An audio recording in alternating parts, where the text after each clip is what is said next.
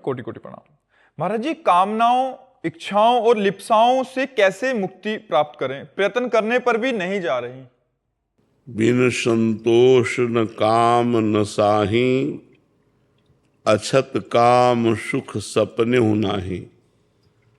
जब तक संतोष नहीं आता तब तक ये कामनाएं सुरक्षित रहती हैं।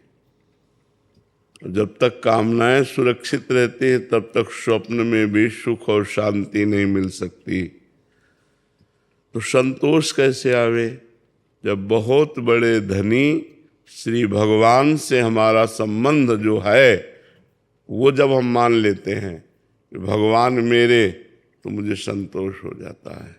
भगवान के संबंध से ही संतोष आएगा और भगवान के भजन से ही संबंध पुष्ट होगा। जो है वही स्वीकृत हो जाएगा। हमारा भगवान से संबंध जन्म जन्मांतरों से है, हम उनके अंश है। ये सांसारिक संबंध तो अभी कुछ वर्षों का है, हम तो भगवान के हैं।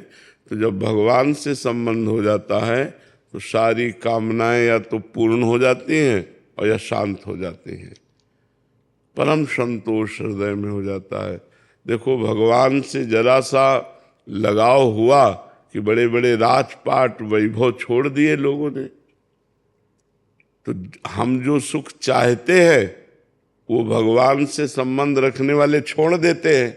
इसका मतलब बिना भगवान से संबंध स्वीकार किए इस माया की कामनाओं से हम निवृत्त नहीं हो सकते। और कामनाएं कभी पूर्ण नहीं हो सकती। एक कामना के बाद दूसरी कामना, एक दूसरी कामना के बाद तीसरी, ये चक्र चलता रहता है। तो हम भगवान का नाम जप करें, भगवान की महिमा सुने, लीला कथा सुने, भगवान को अपना माने। इन्हीं के बल से हमारी कामनाएं शांत हो जाएंगी। भगवान बड़े कृपालु हैं, भगवान सबके स्वामी हैं, भगवान सब कुछ हैं। उन्हीं की कृपा से हमारी कामनाएं शांत होंगी। तो भगवान की शरण में होकर भगवान का नाम जप करो। किसका प्रश्न है? समझ पाए आप? तभी सब कामनाएं और जितनी वासनाएं, लिप्साएं, ये सब शांत हो जाएं। जब हम नाम जप करते हैं तो हमारी छुपी हुई मन की वासनाएं बाहर निकलती हैं और भस्म हो जाती हैं। जब नाम जप करते हैं इतना आनंद आता है कि और कोई कामना ही नहीं रह जाती।